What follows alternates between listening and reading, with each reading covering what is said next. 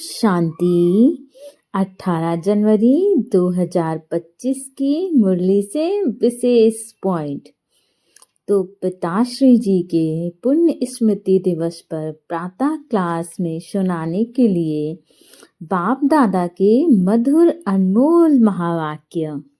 बाबा कहते हैं, बच्चों, पाप और पुण्य की गति को गहनता से समझना है और हमें ये जानना है कि पुण्य क्या है और पाप क्या है। तो सबसे बड़ा पुण्य है बाप को याद करना और दूसरों को भी याद दिलाना, सेंटर खोलना, तन मन धन दूसरों की सेवा में लगाना, यह है पुण्य। और संग दोष में आकर व्यर्थ चिंतन पर चिंतन में अपना समय बर्बाद करना, यह है पाप। तो हमें अब इस बात पर विशेष अटेंशन रखना है कि हम क्या पुण्य कर रहे हैं और क्या पाप कर रहे हैं। और हम जब समझ जाएंगे कि क्या पुण्य है और क्या पाप है, तो हम बहुत सरलता से अपने पुण्य कर्मों का खाता जमा करना शुरू कर देंगे और पाप कर्मों का खाता घटाना शुरू कर देंगे।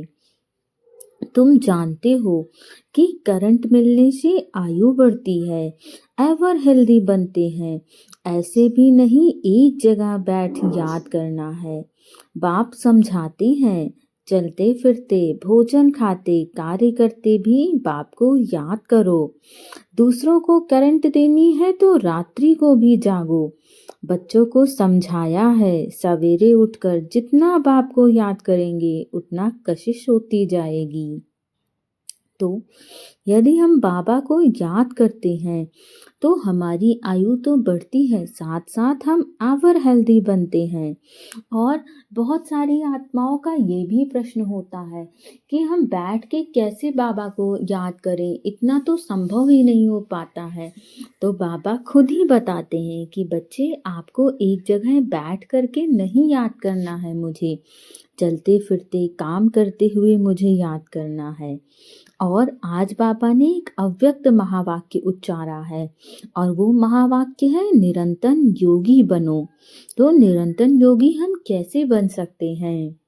जैसे एक सेकंड में स्विच ऑन और ऑफ किया जाता है, ऐसे ही एक सेकंड में शरीरी का आधार लिया और फिर एक सेकंड में शरीर से परे अशरीरी स्थिति में स्थित हो जाओ, तब हम निरंतर योगी बनेंगे।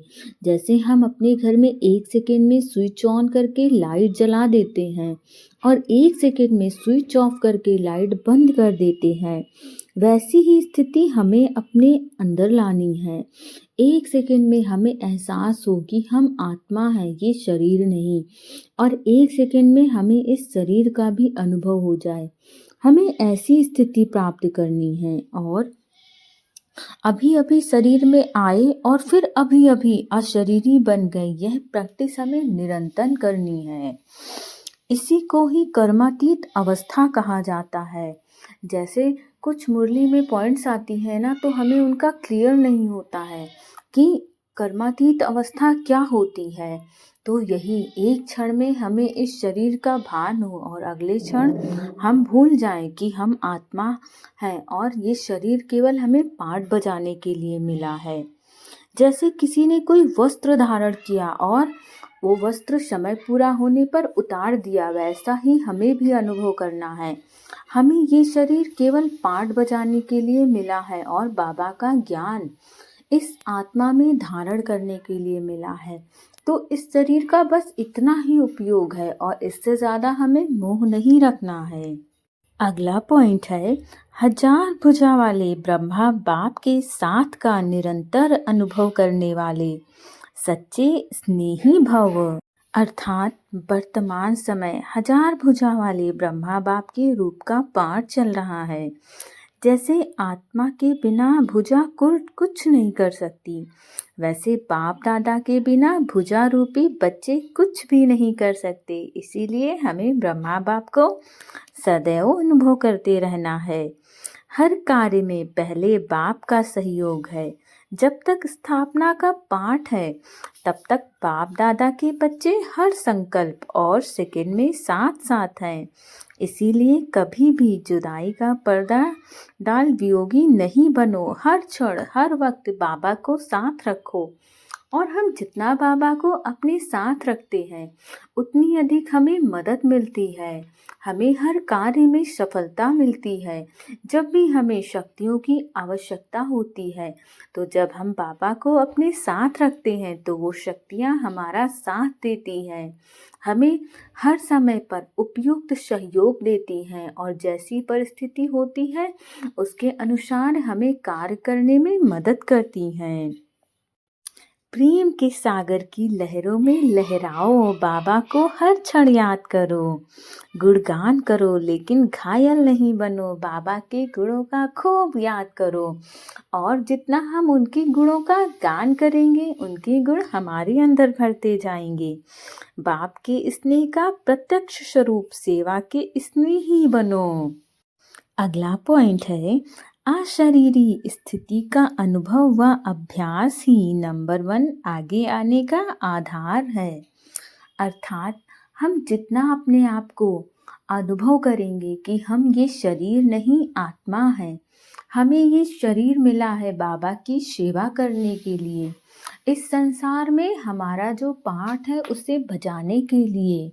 तो हम जितना ज़्यादा इस अनुभव के साथ ज्ञान में आगे बढ़ेंगे और हर क्षण अपने आप को ये याद दिलाते रहेंगे कि हम आत्मा हैं, शरीर नहीं हैं। हमारा कार्य है बाबा की सेवा करना, बाबा को याद करना।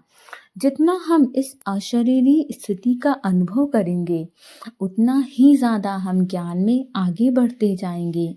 वैसे हर ब्रह्म कुमार और ब्रह्म कुमारी चाहते हैं ना कि हम फर्स्ट आए, हम सबसे आगे आ जाएं, हमारा नाम आए कि ये बाबा का बच्चा सबसे आगे है। तो बाबा अपने उन सारे बच्चों को ये उपाय भी बता रहे हैं। अब तो कोई भी आत्मा इस बात के लिए ब्लेम नहीं कर सकती कि हम देर में आए ज्ञान में।